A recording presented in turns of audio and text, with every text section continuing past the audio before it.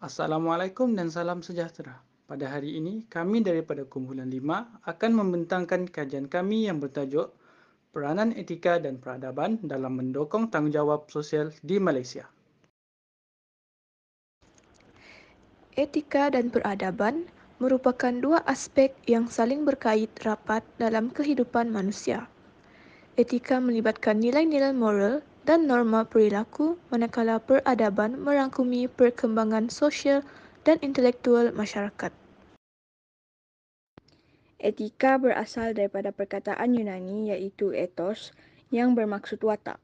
Etika merupakan piawaian yang berasaskan betul dan salah terhadap tingkah laku seseorang.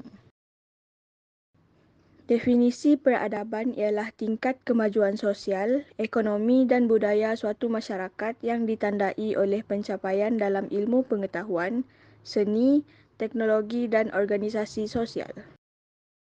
Definisi tanggungjawab sosial pula ialah satu kemampuan refleksi seseorang individu terhadap pandangan hidup dipegang tentang keadilan dan kebaikan. Seterusnya, saya akan menerangkan peranan etika sebagai tanggungjawab sosial di Malaysia. Tanggungjawab sosial yang berteraskan agama, budaya, dan cara hidup merupakan peranan etika yang penting dalam tanggungjawab sosial kerana dengan wujudnya pengetahuan tentang agama dan bangsa di Malaysia, ianya dapat melahirkan masyarakat yang menghormati adat rasam dan hukum hakam setiap agama dan bangsa di Malaysia. Selain itu, kesedaran dalam diri juga merupakan peranan etika yang besar dalam sosial kerana masyarakat yang mempunyai nilai etika yang tinggi dapat menilai baik dan betul dalam sesebuah perkara. Seterusnya, saya akan menerangkan peradaban sebagai pendorong tanggungjawab sosial di Malaysia. Pendidikan dan kesedaran merujuk kepada pendidikan yang membincangkan isu-isu sosial dan lingkungan yang meluas dapat meningkatkan kesedaran dan pemahaman individu terhadap tanggungjawab sosial mereka. Oleh itu, kesedaran yang didukung oleh pengetahuan yang diperoleh melalui pendidikan dapat menghasilkan tanggungjawab sosial yang lebih terarah. Selanjutnya, kesedaran lingkungan melibatkan pemahaman yang mendalam tentang aktiviti manusia dalam mempengaruhi ekosistem dan keseimbangan alam. Contohnya, individu dan masyarakat yang sedar akan impak negatif seperti pencemaran udara, pencemaran air dan penebangan hutan lebih cenderung untuk mengambil tindakan yang sewajarnya. Selain itu, saya akan menerangkan tentang tanggungjawab sosial dalam konteks Malaysia.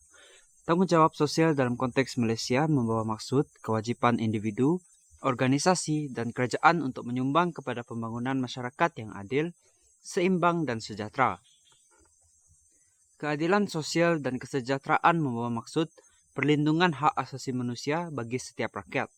Hal ini selaras dengan peruntukan perlembagaan persekutuan. Semua rakyat Malaysia hendaklah sentiasa dilindungi dan tiada mana-mana pihak yang dipinggirkan. Cabaran dalam mendokong tanggungjawab sosial di Malaysia. Pelibatan semua pihak adalah kunci keberhasilan dalam menjalankan inisiatif sosial. Namun ia menjadi satu cabaran utama apabila sesetengah pihak mempunyai kepentingan berdasarkan maklumat dan agenda masing-masing.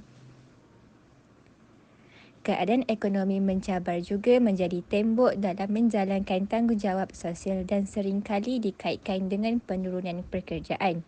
Peningkatan kos hidup dalam suasana ekonomi yang sukar boleh menyebabkan masyarakat lebih memberi tumpuan pada keperluan asas mereka seperti makanan dan pendidikan.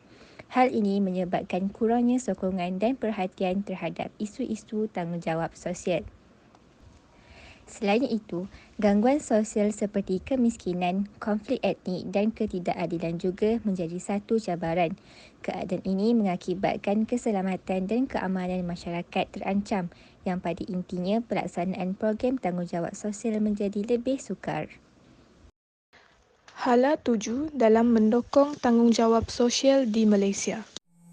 Pembangunan individu bersasiah tinggi membawa kepada kelanjutan pembangunan sosial dan ekonomi. Individu yang mempunyai nilai dan etika cenderung memahami kepentingan dalam pembangunan masyarakat dan memberi sumbangan positif kepada peningkatan kualiti kehidupan dan secara langsung mencipta masyarakat yang berdaya saing dan inovatif. Selain itu, peningkatan imej organisasi juga merupakan hala tuju dalam konteks ini kerana dapat membuka peluang perniagaan dan meningkatkan tarikan pelaburan. Masyarakat dan pelanggan cenderung berurusan berdasarkan kebaikan dan integriti yang ditampilkan. Imej organisasi yang baik membina hubungan harmoni dengan masyarakat tempatan dan kumpulan berkepentingan. Kesimpulannya, kita haruslah mengamalkan etika dan peradaban dalam tanggungjawab sosial kerana penting sebagai social cement hingga terbina hubungan di antara manusia, kumpulan, negara dan sedunia.